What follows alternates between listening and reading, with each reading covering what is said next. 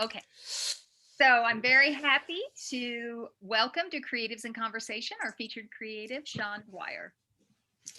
Well, thank you, Mary. And thank you, everyone, for coming, even though I'm an out-of-towner and you have no clue who I am. I'm very grateful for this opportunity to share what's going on with me. Now, it's interesting. The timing is great because March is Traumatic Brain Injury Awareness Month, and what I wrote about is a traumatic brain injury. So I had been a writer for a long time. I've been digging through novels forever, just writing and writing and writing, and not published yet, but some short fiction published and stuff. And then I got hit. I have a, let me see. Oops. Yeah. I have some visuals. I'm going to go ahead and show you. So here's a picture of my title, for one thing. There we go, or my cover. And the book is not shaped like this, though. But the cover, the reason it's so colorful is that one of the things that happened after my brain injury is that my brain became fascinated, kind of like a toddler's brain does, with primary colors. And so I really got into bright, colorful stuff. This is what my car looked like. Oh, I wanted to mention this. Look at that, Mary. Yay, yes. You gave that to me and I hung on to it. That's And great. it's entirely possible that Elaine and Sean were at this particular event. So this would be the second time they have heard me read, not the first. That's exciting to see that. Yeah, I think that's very cool, huh? Yeah, it is. So yeah, I've had this all along because it was really a break for me, and you made that happen. So I'm always grateful for that. Yeah. So Right this is what my car looked like. I stopped at a crosswalk because in Washington, you have to stop if pedestrians are at a crosswalk. And there was no one behind me. The guy behind me was way back and he was just talking to his wife or on the phone, but we never did check into that. And he hit me at 50 miles per hour, 80 kilometers per hour. And he pushed me 136 feet and no brakes.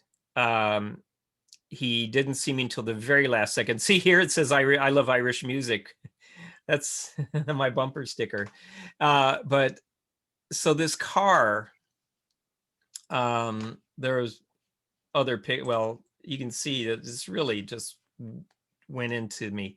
The car pushed into me, and I hit my head so hard on the headrest, which these are not soft headrests, that the seat back broke and I went flat on my back.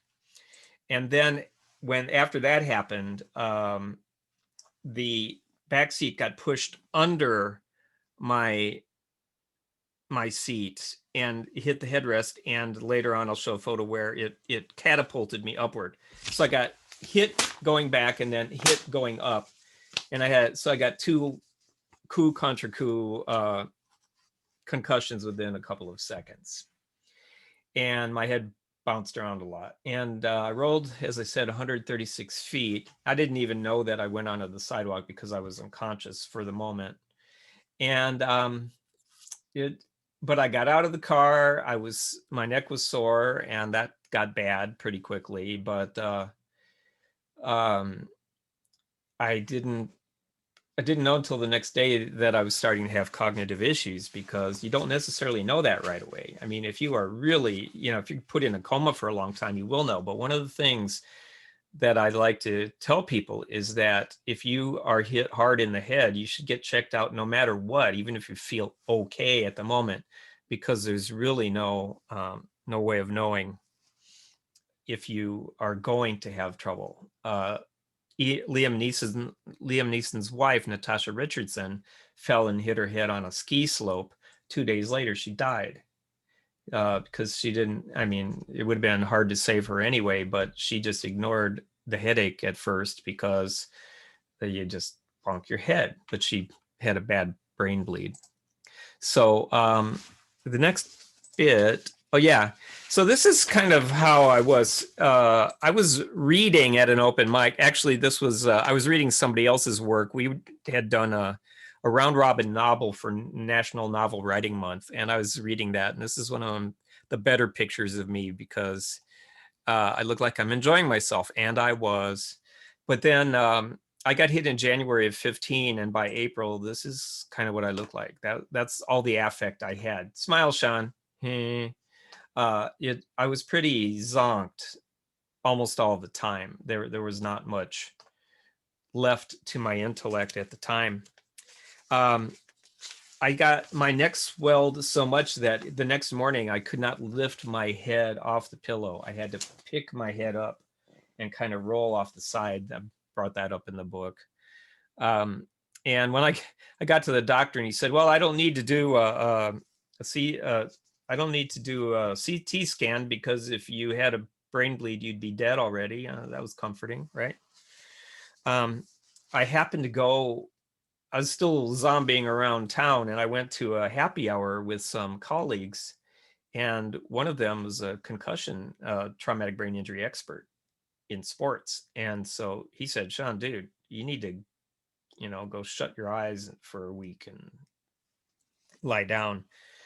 So that's where it went from there. And I started having trouble talking, not slurring my words, but just coming up with words. Became incapable of it. And then I was asked to proofread something, just a few paragraphs, and I got a massive headache and got really sick to my stomach and realized that this was going to be a problem. And I wound up actually not being able to write for about 3 years. This book took 3 years to write. I had written a novel of the same, 2 novels of the same length in 2 months each. This book took me 3 years because there was a lot of workarounds that I had to do to get the words out of my head and onto the paper. I still cannot read novels because I have damage to my prefrontal cortex. So I have executive function issues that make it impossible for me to sort out what's important in a novel and what to store. So this is kind of a drag. Plus light sensitivity. I mentioned in the book that 21 months I had to wear sunglasses all the time, like so. Here it is. This is our typical winter weather, and springish, foggy, and sunglasses day and night for 21 months. And something should anybody who has a brain injury, if the doctor tells them that whatever healing they acquire in 1 year is all they're going to get, tell them that's baloney, because it's not true. If that had been the case, I still would not be able to function without sunglasses. So one of the creepier things was, I don't know, there are people who have internal monologues and people who don't. And I did. And I always have an earworm going through my head because I'm musical as well. But I might get an idea for a story and be thinking about it, or a scene in a book I'm writing. And my brain after the accident went completely quiet. I could not generate any chatter in my head for about a month. And then I first started having my first little bits of thinking. And that's really disconcerting, because you just, when it happens, you don't know if it's going to come back or not. I can say that not everything has come back, but some things have. And I'm really feeling very fortunate for that. But at the time when I had no brain function to speak of, it was really scary. And then one of my dad's sisters got sick. She's still alive, but this is 2015. She had esophageal cancer that they knocked out, and it's wonderful. But I went to visit her in Indiana, despite the fact that I shouldn't have been driving. And when we were saying goodbye, she started crying. And I thought at the moment I should be crying, and I couldn't cry Nothing happened. I mean, I was feeling a little bit of emotion. That's another thing, is that my emotions were dulled for quite a while, but definitely no tears, and I still cannot cry. Okay. There's no, there's a brain damage, actual physical brain damage that keeps me from crying. Now, one of the things that happened was I did brain therapy, and I'm going to show you the type of thing they had me doing. There's something called two backs, where like you see a picture of a panda and then a donkey or a burro. And then if the next picture is a panda, I was supposed to hit the space bar. It's not, so I wouldn't hit the space bar. But if the next one is a donkey, I was supposed to hit the space bar, not a panda, but a donkey. And boom, so I would hit the space bar. When I did this exercise at the University Brain Therapy Clinic, if I just looked at the pictures, I got 65% right, which is really pretty low. Then I had the idea that I was able to understand a little, to keep a little bit better memory if I heard something. My auditory memory had more or less recovered, but my visual memory, my visual cortex is still damaged, and that was a problem. So when I did it by saying, let's see, if I had said panda, donkey, is that a fox? Dog? It's a dog, whatever. Donkey, I was getting 95% right. So there's a definite component with my visual cortex being unreliable, and my audio perception being much more capable of taking care of my cognitive needs. So I try to read out loud or listen to audiobooks, because I still can't, as I said, read a novel. So now I'd like to read a little bit of the little snippet from the book. Mary chose some choice passages to put in her blog, and I appreciate that, but I don't want to repeat her choices, so you can always take a peek at that. I'm going to read about something a little lighter that occurred, which is that the summer I was on disability for 6 months, workers or long-term leave from my job.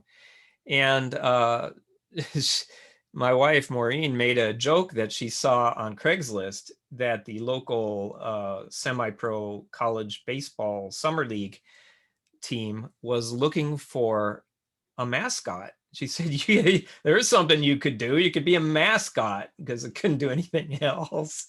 And I said, hey, why not? So I wrote to them, and they gave me a job. All I had to do was walk around giving high fives to children. So all I do, I have a schedule. I show up and run the bases with the kids after the 5th inning, supervise a few between inning games, and glad hand anyone who wants to interact with a 6-foot-tall hamster in a baseball uniform.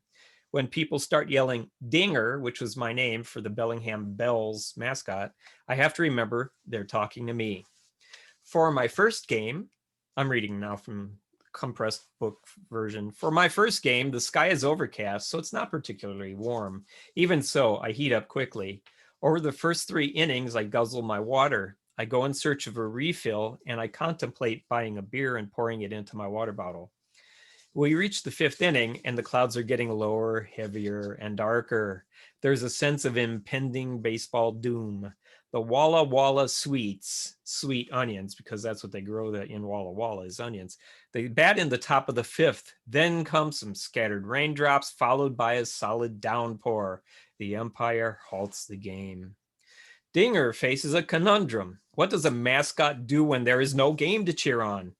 All the people in the grandstand are glued to their phones. The PA announcer has turned on some music, but no one's reacting to it. I decide to try a social experiment. I start dancing in the grandstand. In a sense, I'm dancing as if no one is watching, because truly, almost no one is watching. And also because they aren't seeing Sean, they're seeing Dinger dance. I dance through nearly a whole song before a second dancer shows up. It's a boy, maybe 10, and he comes down and joins me in dancing to the tunes. Then comes person number 3, another tween. Finally, an adult joins us, a woman who knows how to dance. She dances with me and she dances with the boys. And then something truly magical occurs. One of the Walla Walla Sweets steps out of his dugout and starts busting a move. Now the people in the grandstand start cheering. He dances through most of a song, then he goes back to the dugout. The PA announcer picks up on what is happening, and the next thing you know, a bells player steps out to the next tune the announcer spins. First a sweet, then a bell. Back and forth they go, showing some serious dance moves. They're very, athletic and whatnot. The announcer, now acting a full-blown DJ, keeps the momentum going. Seems all these baseball players can use their athletic skills on the dance floor, and by the time the umpires call the game off, nearly every player on both teams has stepped out to show the fans a good time. So that was cool. Then comes my second outing as Dinger. I read that the day will be sunny and hot in the mid 80s, which for us is super hot. The Western Washington University mascot will be at the game as well. Everything's fine until we run the bases with the kids. The Viking mascot is probably 21 years old and I'm 55 with a head injury. My strategy in the first game, out of compassion for the kids, was to run with the slowest ones. I figured the little ones and the slow moving ones would get a bigger thrill from having Dinger in their midst than the fast moving tweens would. But the Viking takes off like a track star, so I make a push to catch up to him. 20 feet from the left field fence where we exit the field, the heat overwhelms me. My heart starts racing, and as soon as I get off the field, all I can do is stand there and hope I don't either vomit in my suit, as the vomit would come out the eyes, or flat out keel over, which would both traumatize the tykes and prompt my second EMT response of the year. I stagger away from the fence, 6-year-old boys swarming me, giving me hugs and requesting high fives. I hold up my paws and let the kids slap them while I try to catch my breath and get the black spots to dissipate. There's always one kid, who has to be a jerk and try to bully Dinger. He chooses this moment to try out his technique on an innocent victim. It crosses my mind to take off the head and tell him that if he hits me again, I'll call the cops and have him charged with assault. But I stay in character and wave a finger at him to say no. And he actually did back off then. So there's that. Then a little bit more serious thing here is a picture of the car. And again, this seat went all the way flat. I was lying on my back for about a second. And then this back end of the car got pushed into me. And I have to say, there's nothing but the grace of God that kept me from getting chopped up, because all of this is sharp sheet metal that's been sheared off. The entire back seat was full of glass. Of course, it's all that little pebble glass, not shards. But I was really fortunate in that regard. But my belt, when I got pushed forward, there was daylight between me and the seat, and my neck snapped down on my chin and could very easily have broken, and then there would have been no book. So there is a section where I talk about what I call the what ifs. There are 3 of them, and here's one. Somebody asked on Facebook if you could drive a stick, and I wrote back without thinking, yes, and it saved my life. And then I said, why did I just write that? I believe what I wrote, but I can't follow my thoughts from beginning to end. And then I realized that I could be a quadriplegic now, unable to type these thoughts. I could be too damaged to think them at all. Suddenly, all the what ifs I've ever entertained swirl through my mind like the ghosts outside Scrooge's window. Like those phantasms, some of them carry heavy chains. The weight on my soul leaves me staring at the photo of my car, seeing through it to another multiverse where the what ifs are realities. What if I hadn't stopped for those pedestrians? In this scenario, I would still be the person I was. But Seán 2.0, that is the Seán that is rebooted after the brain injury. Sean 2.0 is more aware of the need to use every day to its fullest. I'm sorry, not sorry, today that I put my foot on the brake. What if the SUV that hit me had been going just a little faster than it was? It was a Toyota Land Cruiser at 50. The summer after the accident, I met a personal injury attorney, and she told me she had litigated a scenario similar to mine. Her client was stopped at a light on a 4-lane highway, and an intoxicated driver plowed into him at 60 miles per hour, no brakes. Whew. I asked her how her client was doing after being hit at 60. I was hoping he had no brain injury. He's dead, she said. I detected a lilt of surprise in her voice, as if I should have realized that being rear-ended at 60 was a death sentence. So I circled back to the question of how driving a stick saved my life. So yeah, Fergus, you probably use a manual transmission, but over here, it's a pretty rare thing. In fact, people who drive them don't have to worry about their cars being stolen. The answer hit me with as much force as the Land Cruiser did. What if I had been driving an automatic?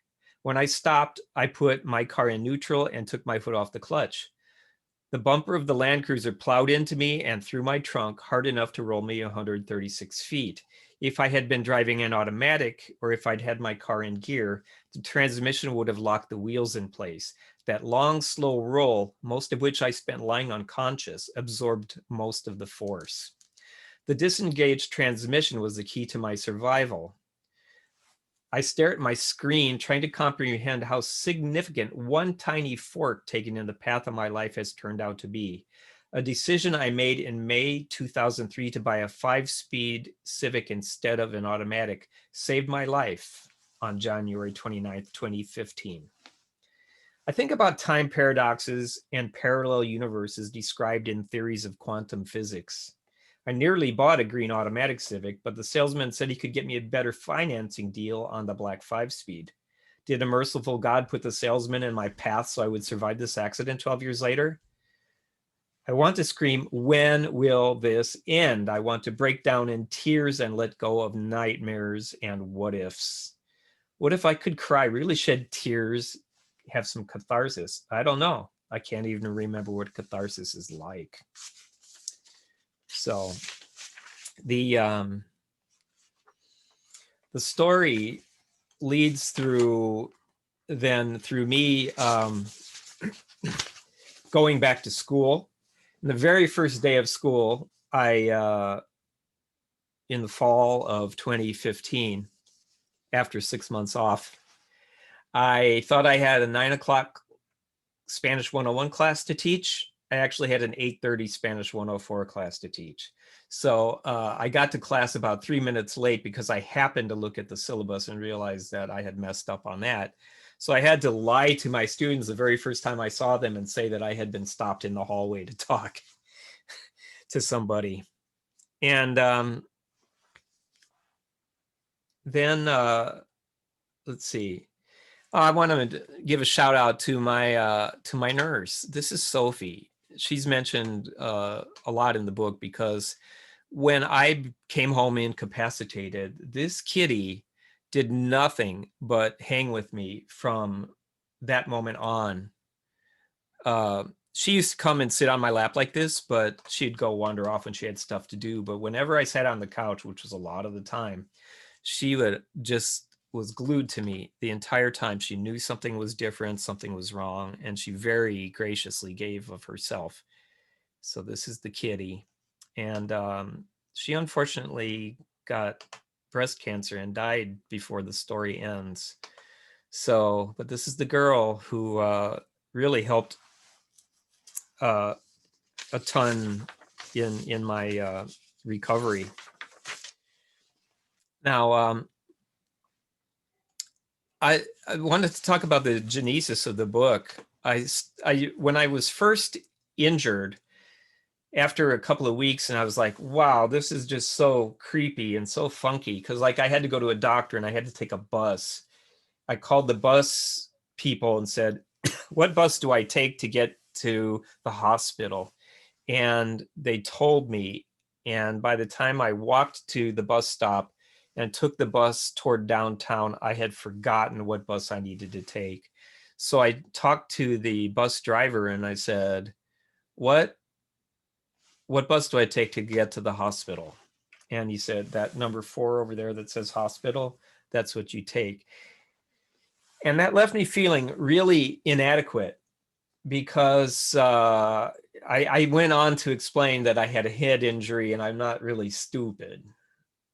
And I explained to a ridiculous number of people. I showed them the photo on my phone of my car and say, the reason, I'm sluggish because of my accident. And my friends would say that I wasn't actually that sluggish. But what I could tell was that I really had to work extra hard to be able to talk at a normal rate of speed. I mean, my brain for the first 2 years was in redlining the whole time, just trying to speak normally and not have big pauses while I tried to think. So between word seeking and losing the train of thought of what I wanted to talk about. I mean, I was in class once and couldn't come up with the word concert for about 2 minutes. They had to help, and I mean in English, they had to help me out.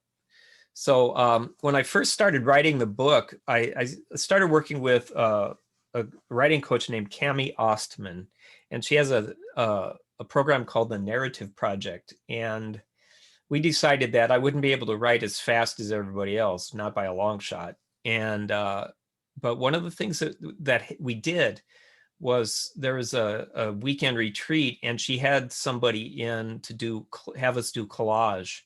And so all of my images about my book had to do with eyes. This woman has a tear, but all these other people have dry eyes or dry ice. And after I finished writing this or making this picture, it was actually supposed to be on a little card 5x7, but I missed that memo.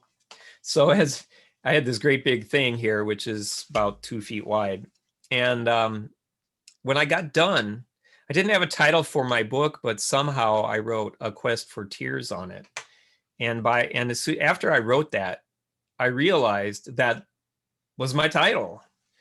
And it has served the book well, because really what I've been after from in all this time is getting back.